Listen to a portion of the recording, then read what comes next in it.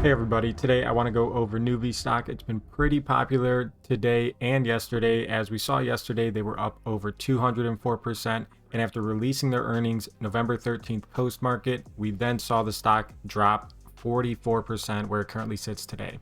To preface this, it's only a $3 million market cap, not a stock I would typically be trading myself, but I did want to go over it because it's been super popular amongst retail traders. I'm going to be reading off some notes first and then going over the key levels and what I would be looking for if this was a stock I was trading. I have my notes here off to the side on my iPad.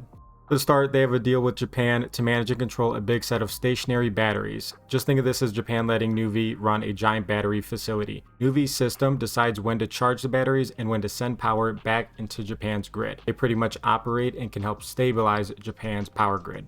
So this deal with Japan, I believe, goes live in the first half of 2026. And this company is really focusing on international expansion. As you can see in their next deal, this is going to be with Denmark. They also announced 3 big battery projects.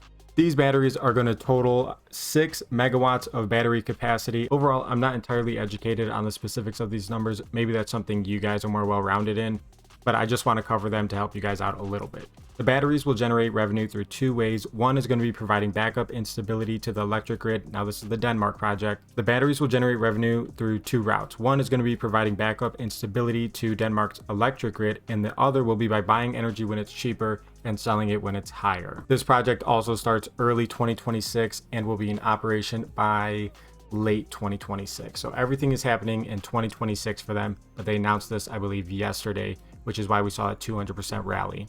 That Denmark project is going to cost them roughly, I think, 10 million. Said it's going to generate around 25% return, which is pretty good.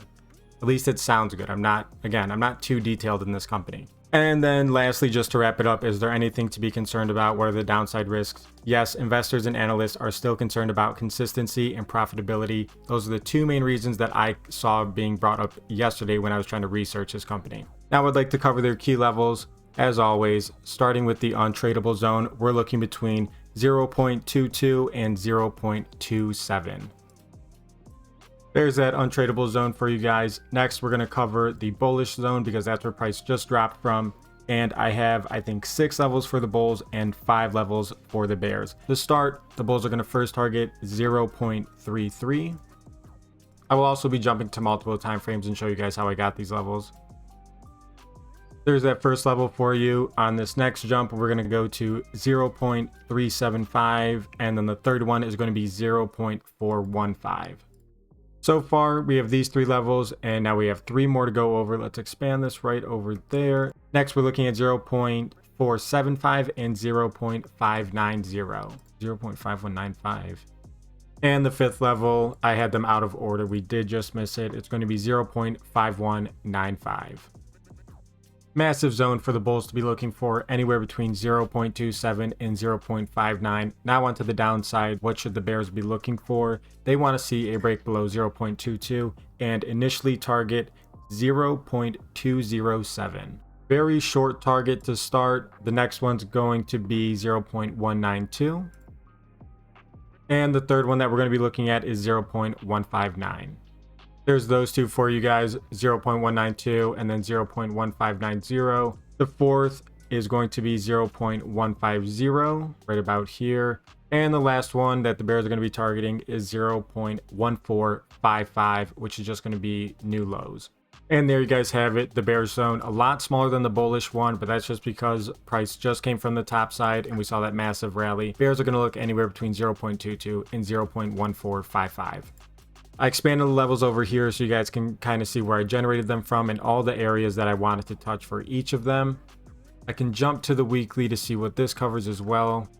Here's a weekly view for you guys, and let's jump to the daily. There's the daily time frame. Again, the bullish zone is significantly larger than the bear zone. The 4 hour, this is mainly where I drew the levels from, and the 1 hour, I did a little bit as well. It's kind of hard to see here, but you guys get the idea. The structure I was targeting. That wraps up this video. That's going to be all I'm covering today. Tomorrow I'm going over ticker SGBX, so make sure you guys watch that if that's something you were interested in. To reiterate, this is not a company I would be trading myself, just something that's been popular lately and I've been seeing floating around. Yesterday I uploaded ticker NBIS, so make sure you go watch that if that's something you've been trading as well. Thank you guys for watching, and I hope you enjoyed.